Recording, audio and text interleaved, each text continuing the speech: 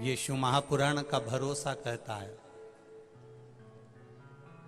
प्रसूति शिव महापुराण की कथा जितनी भी माताएं सुन रही हैं, जिनके घर में 30-30 साल तक औलाद भी नहीं हुई हो, 15 साल, 18 साल, 10 साल, 20 साल, अगर संतान का सुख भी नहीं है, तो वे विश्वास करता है जिसने 7 दिन की प्रसूति शिव महापुराण की कथा 7 दिन की अगर पूरी, भले मोबाइल पर सुने, चाहे टीवी पर सुने, चाहे पंडाल में सुने, कामना कर कर, झोली पसार कर अगर दिल से सुनेगी, तो ये झोली भले 30 साल क्यों ना हो गए हो, तो भी वो भरेगा जरूर, ये निश्चित है। दिल से सुनो। कौन क्या कह रहा है, कौन क्या बोल रहा है, व्यवस्था क्या है, व्यवस्था है कि नहीं है, कौन कहाँ बैठ रहा है, कौन क्या बोल रहा है, हमें उससे मतलब नहीं रखना है। 7 दिन की कथा हमें दिल से सुनना है, बाबा से प्रार्थना करना है कि मेरी झोली खुशियों से भरकर भेजना बाबा, खुशियों से।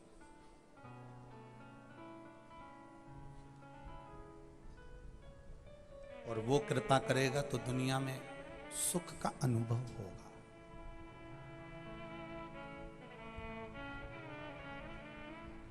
शत्रुपा जी ने तप करा था, साधना करी थी। शत्रुपा जी ने तप साधना करने के बाद में जो संतान को जन्म दिया है, वो संतान कोई साधारण नहीं, माता प्रसूति हुई है। और वो माता प्रसूति कोई साधारण सी नहीं थी, जिन्होंने 9 वर्ष की आयु में तप साधना करी है। 9 वर्ष की आयु में माता प्रसूति ने तप साधना करी।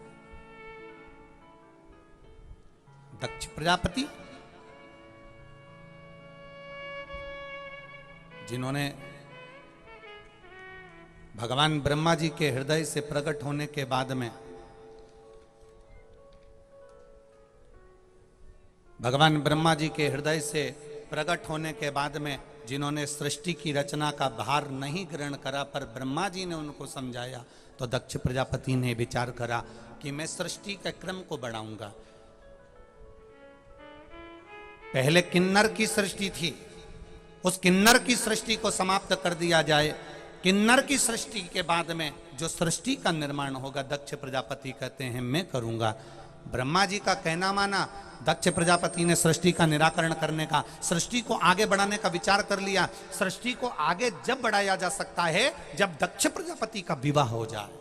अब दक्ष प्रजापति विवाह करेंगे तो सृष्टि आगे बढ़ेगी, संतति आगे बढ़ेगी, वंश आगे बढ़ेगा।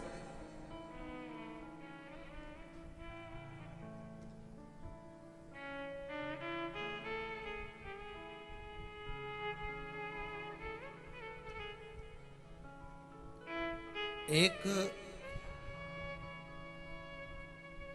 मिट्टी के पात्र, उस मिट्टी के पात्र के ऊपर एक तांबे का पात्र। अब जरा माताएं बड़ा ध्यान लगाकर सुनिएगा, कथा चूके ना।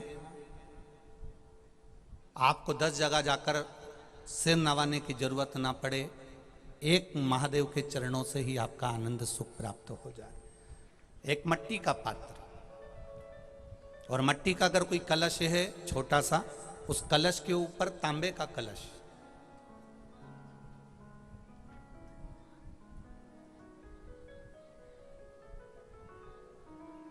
माता प्रसूति, दक्ष प्रजापति और माता वीरणी, इन तीनों का स्मरण कर कर, जो बड़ के पेड़ के नीचे जो शिवलिंग हो, बड़ के पेड़ के नीचे जो शिवलिंग विराजमान हो, चाहे वो ओटले पर हो, चाहे वो पत्थर का हो, चाहे वो सीमेंट का हो, चाहे वो कंकर का हो, चाहे वो मार्बल का हो, चाहे वो जिस भी चीज का हो, बड़ के पेड़ के नीचे जो शिवलिंग हो, उसमें सीधे जब आप कलश लेकर जाएंगे तो मिट्टी का पात्र, उसके ऊपर तांबे का पात्र भरा हुआ, दोनों को एक साथ पकड़ कर ले जाएंगे। पर जब आप शिवलिंग पर दक्ष प्रजापति, प्रसूति और वीरणी इन तीनों का नाम लेकर सीधे हाथ में मट्टी का पात्र और उल्टे हाथ में तांबे का पात्र लेकर धीरे धीरे शिवलिंग पर जल समर्पित करेंगे और उस जल का पान उसी बट वृक्ष के नीचे दोनों पति पत्नी अगर पान कर लेते हैं और संतान की कामना कर लेते हैं तो भी मेरा महादेव संतान प्रदान करता ही करता।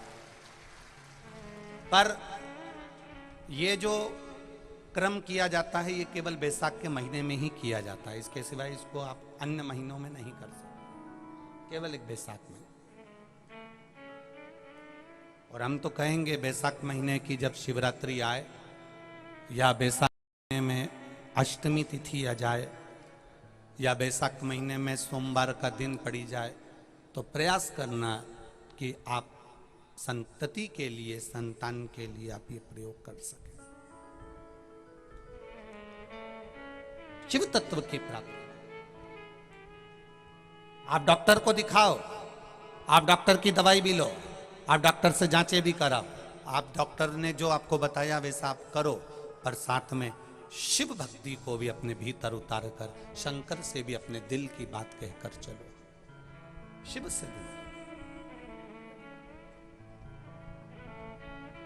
खाली ना जाता कोई दर से तुम्हारे, मैं भी खड़ा हूं नन्ही बाहें पसारे। बाबा आपके चरणारविंद का रस तत्व हमें प्राप्त हो। 9 वर्ष की कन्या प्रसूति तब साधना में लीन है, 9 वर्ष की कन्या प्रसूति भगवान के भजन में लीन है। समय दक्ष प्रजापति का मंगल विवाह करना है। क्यों? संतति को आगे बढ़ाने के लिए, संतान को आगे बढ़ाने के लिए और इस पूरे ब्रह्मांड को एक संतति देने के लिए।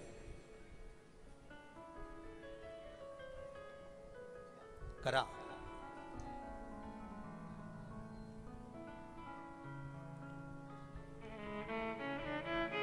दक्ष प्रजापति जब तप में लीन थे, कहा, ब्रह्मा जी ने आकर कहा, दक्ष प्रजापति तुम तप में तो लीन हो परंतु हमारा विचार है कि तुम अब संतति को आगे बढ़ाओ। तुम्हें संतति को आगे कैसे बढ़ाऊं? आपको विवाह करना पड़ेगा। किससे विवाह करूं? भगवान ब्रह्मदेव से भगवान दक्ष प्रजापति कह रहे हैं कि मैं विवाह करूं तो करूं किससे?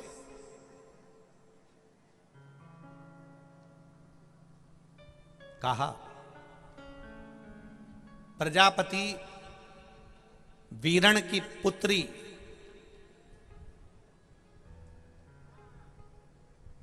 प्रजापति वीरण की पुत्री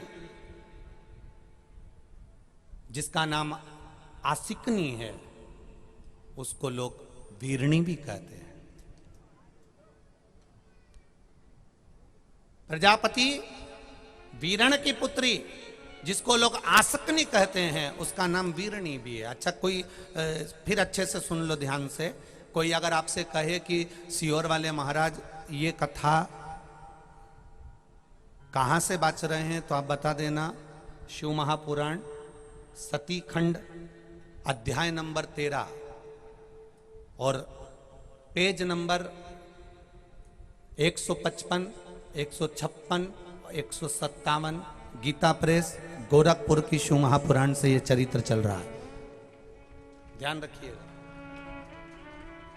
अगर कोई आपसे कहे कि गुरुजी ये कथा कहां से बाच रहे हैं, ये वीरणी की कथा कहां से बाच रहे हैं, तो आप बता देना गीता प्रेस गोरखपुर की कथा शिव महापुराण सतीखंड अध्याय number 13, 155 number page, 156 number page और 157 नंबर पेज पर से यह कथा को लिया जा रहा है।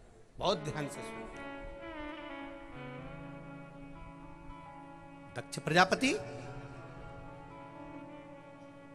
कोई कहे आपसे कि ये संतान प्राप्ति के लिए गुरुजी बोल रहे हैं, तो ये कौन से पेज पर, तो उसका स्मरण आपको रहना चाहिए कि हम शिव पुराण के इस अध्याय को पढ़ रहे हैं, इस पेज को पढ़ रहे हैं और इस जगह को पढ़ रहे हैं।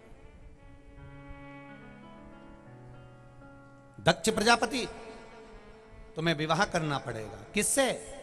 प्रजापति वीरण की पुत्री आसकनी से।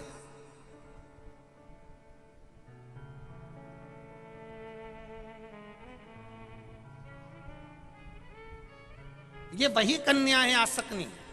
प्रजापति वीरण की पुत्री आसकनी ये वही कन्या है, ये वही कन्या है जिस नारी का रजोधर्म से जुड़ा हुआ जो भी तकलीफ होती है, केवल हाथ में जल लेकर आसकनी का नाम लेकर भी वो पान कर लेती है तो रजोधर्म से जुड़े हुए सारे दुख, कहते हैं कि गर्भ में, गर्भाशय में अगर गांठ भी पड़ गई है और डॉक्टर कह रहा है कि बच्चादानी में गांठ है, गर्भाशय में गांठ है और इसका ऑपरेशन होना जरूरी है, आसकनी दक्ष प्रजापति की पहली पत्नी का मात्र स्मरण कर कर अगर आचमन पानी का कर लिया जाए तो गांठ भी गर्भाशय की गलना प्रारंभ हो जाती है। ये वो नाम, ये वो शब्द है।